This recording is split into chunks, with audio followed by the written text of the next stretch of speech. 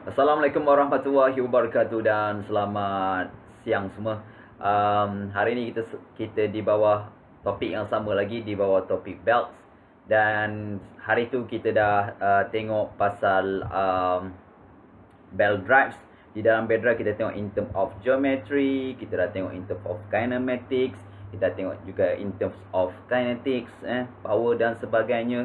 Dan kita dah juga tengok pasal belt tension relationship. Okay, so kalau kita review balik sedikit pasal belt tension relationship, so kita ada ratio, seolah-olah macam satu ratio antara F1 dan juga F2. F1 adalah tension at the tight side and F2 adalah tension at the slack side. So ratio antara tu, dan ni adalah equation dia. So kita pecahkan kepada dua equation. Untuk flat belt dan round belt kita akan gunakan yang saya petak color merah ni. Dan juga untuk case V belt kita gunakan yang ini. So cuma perbezaan dia di sini yang kita ada di bahagi sin beta, di mana beta tu adalah half of included angle. Alright, tapi kita masih ada isu lagi kerana kita hanya dapat ratio sahaja. Dan kita masih tak dapat lagi the exact. Macam mana kita nak cari betul-betul nilai F1 dan juga F2.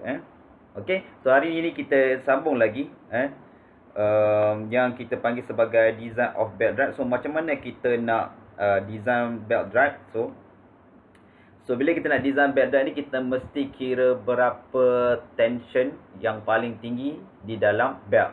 Untuk case ni adalah F1. Sebab bila kita design F1 ni, so bila tahu F1, sebab F1 ni adalah tension yang paling tinggi di dalam belt design. Okay, kita punya assumption. Okay, so bila kita ada that tension yang paling maksimum, maksudnya bila kita nak pemilihan belt, kita kena pastikan yang F1 tu tak melebihi dia punya material punya strength ataupun material punya spec lah.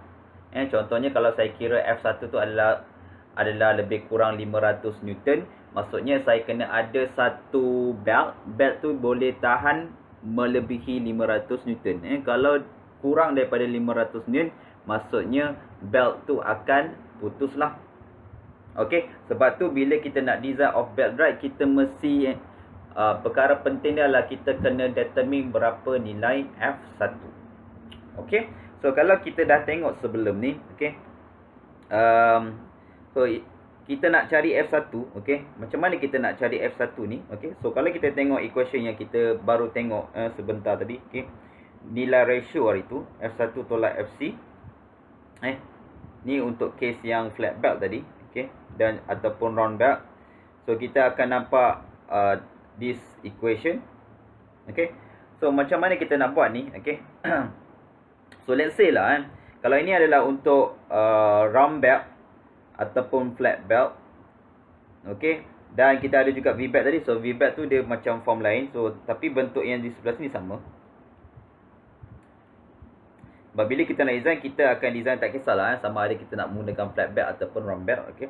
Dia punya konsep ataupun prinsipal dia adalah lebih kurang sama lah, round belt, flat belt dan juga V-belt, okay. So ni untuk case yang kedua adalah ratio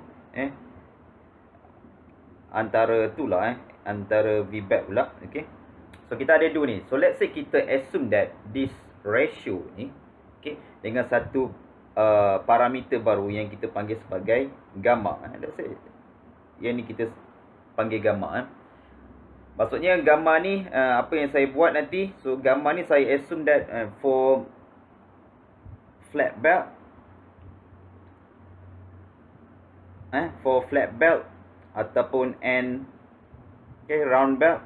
So maksudnya gamma ni saya boleh tulis dia sebagai macam ni lah. So gamma ni saya boleh tulis dia adalah EF contact angle macam tu.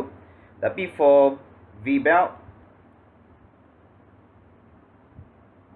okay, for V belt, so saya akan tulis gamma tu adalah EF contact angle divided by sin included angle beta. Okay, macam tu. Okay, so anggaplah gamma tu untuk flat belt dan juga round belt adalah EF contact angle, dan untuk case ni EF phi sin beta. So saya boleh tulis untuk general, tak kisahlah mana-mana satu case, okay. So saya boleh tulis benda tu adalah seperti macam ni lah, gamma equals to F1 tolak FC divided by F2 tolak FC. Okay. Alright, so saya dah dapat dah satu expression. Tak kisahlah. So gamma tu depend dengan archetypology. So kalau dia flat band rhombic, guna yang atas ni. Okay, kalau flat band rhombic kita akan guna yang ni. So kalau kita guna V-back, kita akan guna yang ni lah, gamma tu. Okay. Alright.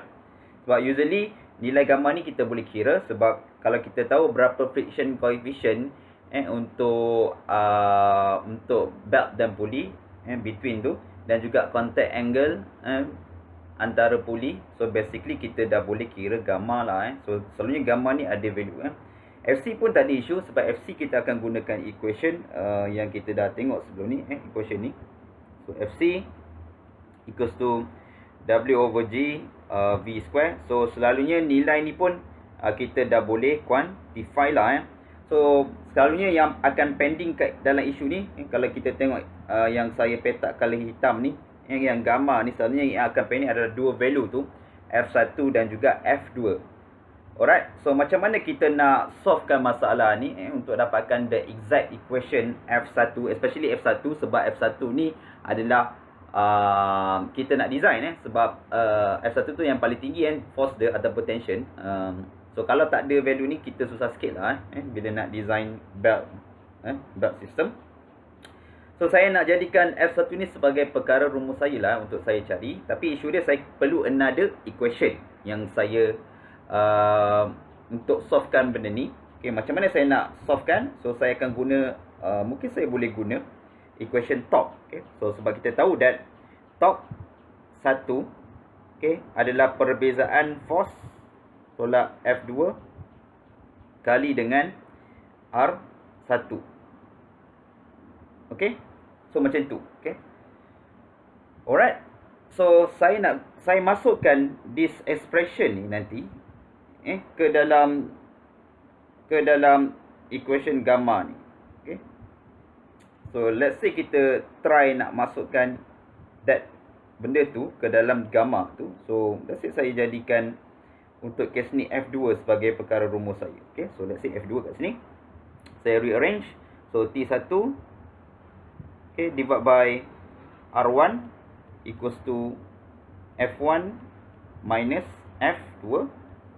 Okay, so saya jadikan F2 sebagai perkara rumus untuk kes ni. F2 adalah, okay, bawa sana F1 minus T1 over R1. Okay, so let's say equation ni saya masukkan ke dalam rumus gamma ni. Okay, so saya masukkan benda tu. Okay, so gamma, okay, gamma adalah, okay, F1 tolak FC, okay, divide by F2 ni kita masukkan yang ni, okay, F1 tolak T1 over R1, okay, tolak FC. Okay, alright. So kita dah dapat satu expression macam ni. Okay, so apa yang saya nak buat, saya bawa semua expression ni ke atas. Okay, contohnya saya bawa yang ni, semua ni. So gamma, so F1 tolak T1 over R1, okay, so tolak FC, okay, macam tu, sama dengan F1 minus FC. Okay, macam tu. Okay, so kita nak jadikan F1 sebagai perkara rumus kita kat sini. So macam mana kita nak buat ni? Okay, so let's say saya kalikan dengan gamma benda tu. So saya ada gamma F1, okay, tolak gamma T1 over R1 tolak gamma FC, macam tu, equals to F1 minus FC. Okay, alright. So saya alihkan F1 tu ke tempat yang sepatutnya lah. Let's say saya alihkan. Okay, so macam ni kita nak alihkan ni. So let's say saya alihkan kita alihkan F1 tu. So saya alihkan F1 tu untuk kes ni maybe saya alihkan ke arah sini lah kot okay. So gamma, so F1 minus gamma F1, okay, macam tu. Alright, so sama dengan, so saya bawa ke sana, so FC, okay, macam tu. So FC tolak gamma T1 over R1, okay, macam tu. Okay, tolak gamma FC lah. Okay, alright. Okay, so lepas tu saya faktorkan F1 di sini. So F1 adalah 1 minus gamma, so sama dengan, okay, macam tu. So FC, so saya faktorkan yang tu pula, okay, 1 minus gamma, okay, tolak gamma T1 over R1. Okay, so saya dah dapat dah expression macam ni. Okay, so saya bagikan dengan semua dengan 1 over gamma. So F1, okay, bagikan 1 over gamma. So saya dapat sini adalah FC, okay, tolak, okay, gamma T1, okay, over R1, okay, bahagi dengan 1 over 1 minus gamma. Okay, so macam tu. So basically kita boleh expandkan benda ni. Okay, dia akan jadi F1 equals to FC, okay, so dia jadi tambah kat sini gamma minus 1, okay, saya jadikan dia positif value T1 over R1. Okay, so saya akan dapat this expression. Okay, so berdasarkan ni, okay, berdasarkan saya punya derivation ni, okay, so F1 kita boleh dapat nilai dia kalau saya tahu nilai FC, okay, centrifugal force yang experienced by belt. Okay, nilai gamma tu, okay, gamma ni adalah yang kita baru tengok tadi. Okay, kalau gamma untuk case flat bed kita akan guna EF5 ni. Kalau untuk V-bed kita akan guna gamma EF5 divided by sin beta. Okay, so depend dengan architecture. T1 adalah top experienced by pulley itself. Okay, untuk case ni adalah pulley pada input T1. Okay, selalunya T1 boleh dapat. Dan R1 adalah size of pulley ataupun radius of pulley pada input. Okay, so berdasarkan yang ni kita dah boleh dapat nilai F1. Okay, so nilai ni yang kita akan gunakan untuk tentukan sama ada material yang kita pakai nanti untuk belt adalah sesuai ataupun tidak sesuai lah. Okay, berdasarkan this setup. Dan kalau kita tengok kat sini, F1 ni sebenarnya depend on FC. Dan FC kita tahu hari tu dia adalah depend on mass of the rubber itself ataupun that material, belt punya material. Dan juga kelajuan pusingan pulley akan menghasilkan that V-belt. So V-belt tu pun sama, kalau lagi tinggi V-belt selalunya akan meningkat dia punya FC. Dan gamma ni pun sama. Basically kalau kita tengok gamma, so gamma ni juga depend dengan friction coefficient antara belt dengan contact angle, dengan apa dengan contact angle. So lagi besar contact angle usually akan lagi kecil ratio. Sebab tu untuk case ni pemilihan contact angle adalah berdasarkan contact angle yang paling kecil. Sebab contact angle yang paling kecil akan menghasilkan ratio gamma yang sangat besar. Okay, sebab bila nak design kita akan ambil worst case ratio yang paling besar. Sebab ratio yang besar akan menghasilkan F1 yang sangat besar. Okay, so tu dia punya general idea. Dan top of course top dan juga R lah. So F1 ni depend dengan beberapa perkara lah di sini. Okay, so since kita dah dapat F1 menggunakan equation yang ni, okay, kita dah boleh cari juga untuk F2. Sebab F2 kita hanya cari menggunakan rumus yang kita baru tengok tadi. Yang ni lah yang kita rearrange tu. So kalau nilai F1 dah dapat, okay, so T1 usually R1 ni pun kita dah ada. So kita boleh gunakan equation ni untuk cari F2. Ataupun kita juga boleh gunakan equation gamma ni juga untuk mencari nilai nilai F2 lah. Okay, so either one tak kisah Untuk F2 kita tak berapa kisah sangat. Okay, yang penting sekarang ni adalah macam mana kita nak cari F1. So F1 ni penting untuk design nanti. Okay, alright, so ini cara macam mana kita nak dapatkan nilai F1 dan juga nilai F2. Okay, so ini adalah yang kita kategorikan sebagai case yang biasa. Okay, tapi ada juga setengah design tu kita nak design dia di bawah mungkin tempat tu senang vibrate. Contohnya di dalam kenderaan, kita pasang V-belt, dan V-belt tu mungkin experience this shock dan juga vibration kan, sebab dekat engine dia akan ada that vibration. So kadang-kadang kita kena modify sikit equation F maximum. Okay, maksudnya tension yang experienced by belt tu sebenarnya dia akan meningkat lagi. Bukan tight side saja. Maksudnya bukan tight side adalah maximum value, tapi ada satu value juga yang kita kena consider, yang kita panggil sebagai F maximum. So tension, okay, let's say saya tulis sikit, topik ni adalah tension due to shock loading. Okay, shock loading ataupun kita ada vibration sama ada vibration ke dan shock lah So kita kena bila kita nak buat pemilihan material pun kita kena consider juga this F max. So F max ni adalah KAS kali dengan nilai F1 yang experience di dalam design lah sebab dia adalah paling tinggi. Dan of course nilai KS ni adalah greater than 1 sebab dia akan meningkatkan tension di dalam belt tu sendirilah. Okay, dan lepas kita kira F max ni, baru kita boleh kira maximum load yang experienced by material belt tu sendirilah. So sama ada patah ataupun tidak patah under load.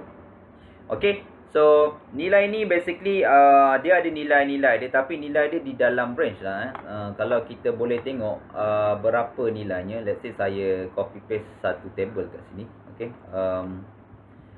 table ni kita boleh gunakan sebagai kita punya reference untuk kita dapatkan berapa nombor yang sesuai lah. Contohnya kalau saya pastekan dekat sini,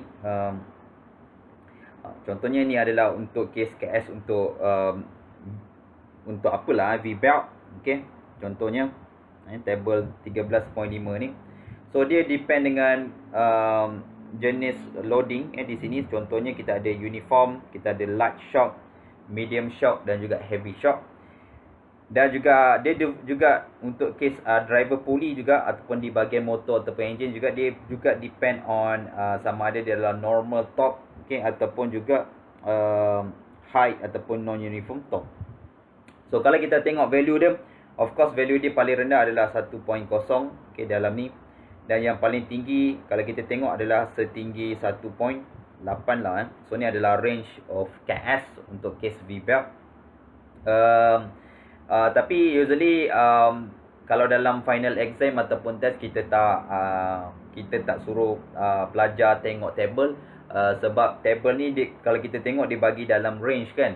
So range ni contohnya kalau saya bagi soalan medium shock untuk normal top punya application, so range dalam 1.2 tak ada. Dah saya kita ambil satu lagi, medium shock sampai untuk case high top ataupun non uniform top. So kamu boleh pilih 1.4 sampai 1.6 So kamu boleh pilih 1.41, 1.45 dan sebagainya. Sebab tu usually kalau untuk soalan macam ni kami akan bagi nilai KS tu terus lah.